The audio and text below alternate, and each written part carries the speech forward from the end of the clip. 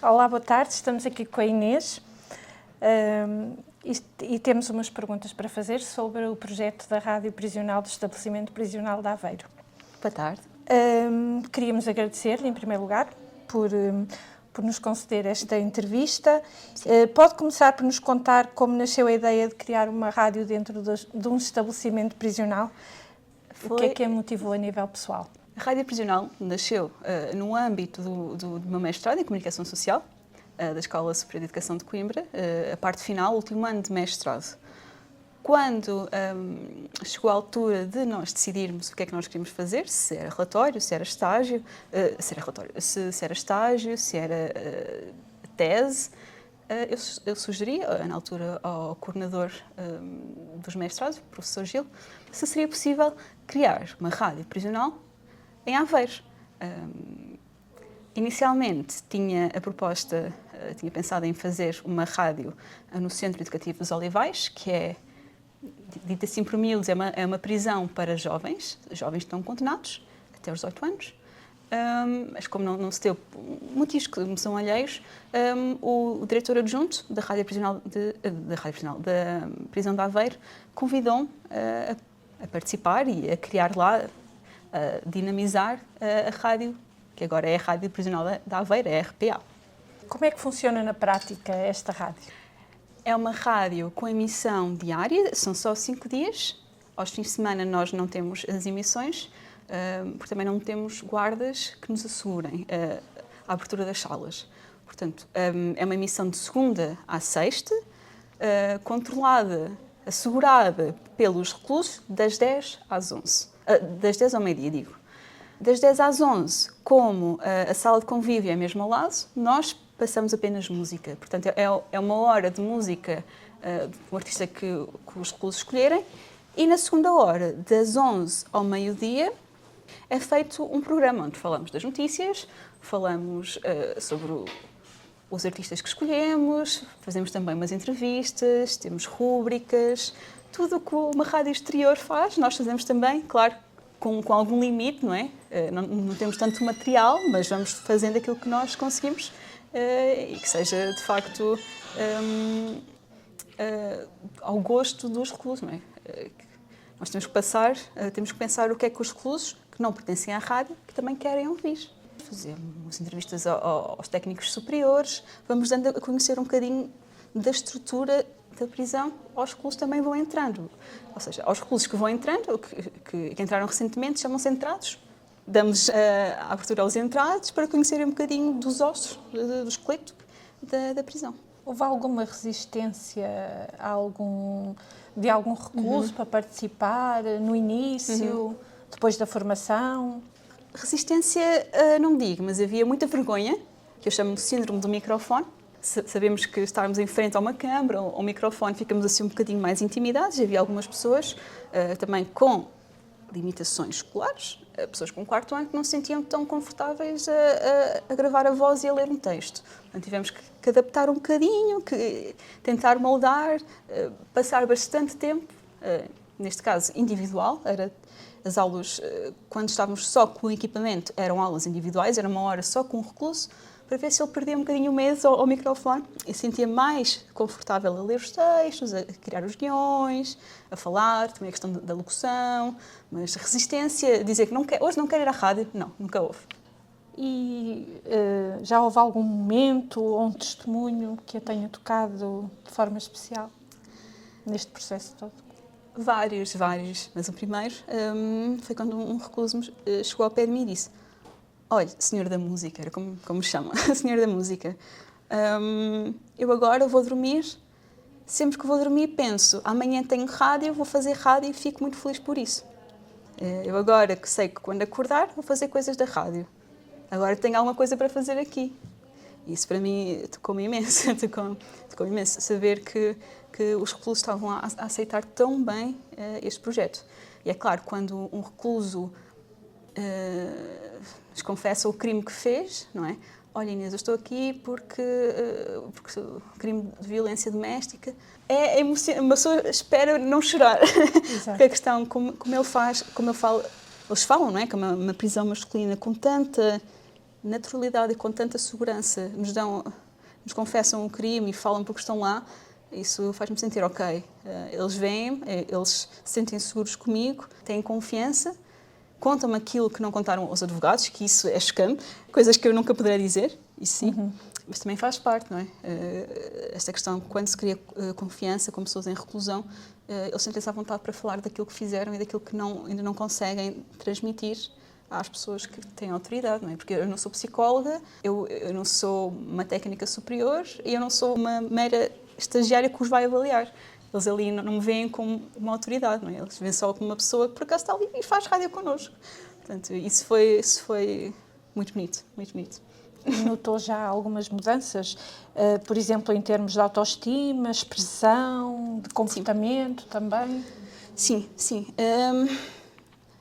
Assim, sobretudo na autoestima, tenho um recluso, também apareceu na notícia da SIC, o Sr. Mesquita, posso divulgar, que é o técnico de radiodifusão, era um senhor muito tímido, muito envergonhado, ciente que tinha alguns problemas de fala e que não tinha a mesma escolaridade e a mesma facilidade em escrever. A autoestima dele agora, mesmo não sendo uma pessoa que escreve guiões enormes, vai escrevendo aquilo que quer passar, apesar, claro, dos erros ortográficos, vai tentando, não tem medo de mostrar aquilo que faz e vai falando. Eles agora também, para além da autoestima, uma coisa que acontece muito nas pessoas em reclusão, acho que está presente em quase toda a gente, é impulsividade. Eles falam, já com o próximo tema em mente, estão sempre a infiltrar em conversas, porque querem tanto aquela atenção. Eles agora, com a rádio e com as entrevistas, sabem ouvir, sabem falar quando têm que falar, absorvem bem a informação e sabem o que lhes foi dito, porque o que costuma acontecer é que eles estão tão desejosos de querer serem ouvidos que se atropelam uns aos outros por um bocadinho de atenção, o que é triste, não é? Isso agora foi notório, não é? Eles estão muito mais adequados, postura mais adequada, eles estão cientes que a emissão vai ser transmitida para os restantes, ou seja, não podem dizer nada de errado porque os outros vão ouvir. Isso também é questão do rigor jornalístico, vão lendo, vão verificando as informações, vão pesquisando várias fontes. Pronto, isso são todas condições que vão sendo criadas com paciência e persistência nas pessoas que se julgam que não são capazes. E fora dos muros, sente que este projeto também ajuda a mudar a forma como a sociedade vê as pessoas privadas da liberdade? Eu espero que sim. Obtive algum feedback agora com toda a atenção que este projeto tem tido. Claro que algumas pessoas vão mencionar que eles fazem asneiras, estão presos e ainda fazem rádio, é isso, mas para mim mais vale estar preso, não é? Não sei se a desconstrução já foi feita, vai ter que ser passo a passo, sobretudo nas camadas mais jovens, tentar desconstruir a ideia que lhes é imposta pelos pais, não é? Infelizmente temos muito essa questão enraizada, daquilo que vem do pai, passa para o filho, mesmo para a lei, os jovens mais extremistas. Pronto, infelizmente temos essas questões, mas espero que este projeto ajude a desmistificar um bocadinho do que se passa dentro das prisões portuguesas. Não é o filme que vem nas televisões norte-americanas, não é assim tão violento, hostil como parece, não é todo. Imagino que nem tudo seja simples, não é? Que apoios, obstáculos enfrentou? Seja a nível burocrático, técnico ou mesmo emocional? Burocrático até, porque atualmente tenho 4 reclusos e os 4 reclusos têm as suas tarefas. Imaginemos que está um recluso na escola, o outro está a fazer a faxina, outro está no bar a trabalhar e outro está de volta da biblioteca. O guarda prisional tem que os chamar a todos. Pois há aquela vontade, alguma resistência da parte dos guardas prisionais, não é? Porque dá trabalho chamar um por um e levá-los ao parlatório, à sala de música.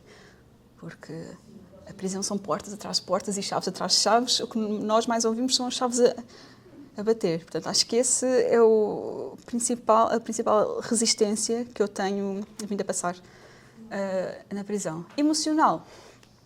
Claro, não é? Há pessoas que nos tocam, há histórias que nos tocam, sobretudo quando envolve crianças e pais que têm crianças e que não podem ver os filhos. Para mim, toca-me imenso, eu não tenho filhos, mas sinto-me como se fossem os filhos das pessoas. Portanto, pessoas da minha idade que já estão em reclusão. Tive um recluso exatamente da minha idade, tinha 28 anos, já estava em reclusão. Chegou a Portugal com 21, aos 28 já está preso. Portanto, há até pessoas daqui de Coimbra, por exemplo, entrou agora foi o meu colega na escola. Eu estar a fazer a consulta, a pensar, ok, ele está-me a reconhecer, nós andámos juntos, temos o mesmo background, ele está preso. Porquê? Claro que isso vai mexer um bocado comigo, não é? Sabendo o background dele, pessoas mais privilegiadas, uma pessoa questiona-se, mas porquê tu tens tudo? Porquê é que estás aqui agora? Pronto, isso vai mexendo comigo. Foi por isso que até que estendi o meu estágio. Porque o meu estágio era suposto ser 4 meses, estendi para 6, porque a certa altura estava a ser demasiado, está a ser muito intenso. E eu tinha que me acalmar um bocadinho e regressar ao chão. As prisões normalmente só aceitam estagiários de psicologia. Eu fui a primeira a ser aceite de comunicação social. Havia aquele espanto. Mas a Inês não é psicóloga? Está sempre a explicar a toda a gente. Eu não sou psicologia, sou de comunicação social, sou da rádio. Havia aquele desdém por parte dos guardas prisionais, os reclusos ficavam meio confusos, tipo, da rádio? Como assim? Pronto, são questões que fazem parte das prisões portuguesas e infelizmente temos que saber contornar.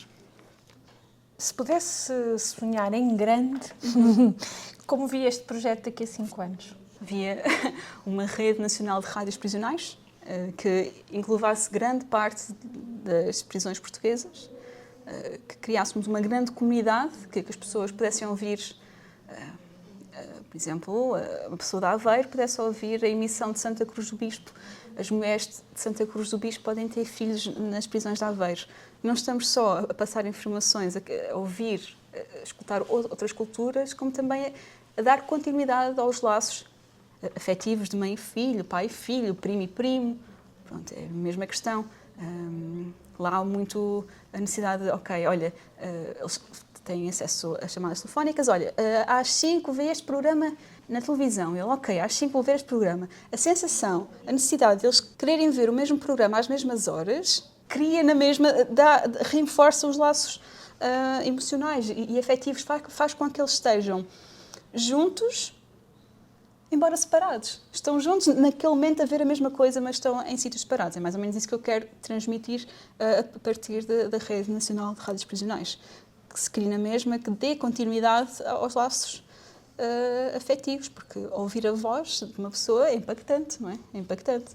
E ouvir aquilo que tem a dizer, discos pedidos, este disco é para a minha mãe, tenho muitas saudades da minha mãe. Pronto, ou este disco é para o meu filho. É algo que eu pretendo que esteja a acontecer daqui a 5 anos. Vamos ver se me é permitido. Para terminar, que mensagem gostaria de deixar às pessoas que nos estão a ouvir, especialmente àquelas que nunca pensaram sobre o que acontece para lá dos muros de uma prisão? Possivelmente que estejam atentos às iniciativas que as prisões divulgam, ou até às comunidades exteriores. Há uma comunidade dedicada às prisões femininas, às reclusas, chama-se Vozes de Dentro, que possibilita enviar cartas umas às outras, permite-lhes visibilidade, lutas pelos direitos de uma mulher em reclusão. Nós somos mulheres, passamos por momentos complicados sendo mulheres, somos vulneráveis, temos necessidades, não é? Passamos por momentos complicados. E é isso. Espero que as pessoas com este projeto, ou até com projetos que já aconteceram nas cadeias, até nos centros educativos, tenham noção de que não é preciso ser um bandido. Como eles dizem, eu não sou nenhum bandido por estar aqui dentro. Foi um acaso, calhou, o meu discernimentos não estava certo naquele momento. Portanto, nós estamos a um pé de estar dentro da prisão como estamos a um pé do hospital. E é isso. Né? Tenham a cabeça livre, sem grandes estigmas, não façam pressupostos só porque aquela pessoa está presa é drogada ou porque aquela pessoa está presa é má pessoa. Não pensem em nada de mal, honestamente. Não pensem em nada sequer. Ajudem só as pessoas e não julguem só porque é uma pessoa que cometeu um crime. Acho que é isso mais importante. As pessoas pensam demasiado na questão de uma pessoa em reclusão em vez de ajudar só. Pensar menos e agir mais na questão das pessoas em reclusão. Porque não há assim tanto por onde dizer, não há assim tanto por dissecar, não há necessidade de romantizar esta história toda. Eles nem querem ser romantizados. Eles sabem o que fizeram, estão lá porque cometeram um crime. Ponto. Não querem que ninguém os romantize. E querem ser aceitos. Não são ex-reclusos, são pessoas que cometeram um crime. Acabou. Pronto, é isso que eu tenho para dizer. Não romantizem, não façam grandes questões sobre o estado deles. Ajudem só. Ouçam-nos só. Deem voz. São pessoas com histórias muito, muito interessantes para contar. E respeitem. E respeitem, sim.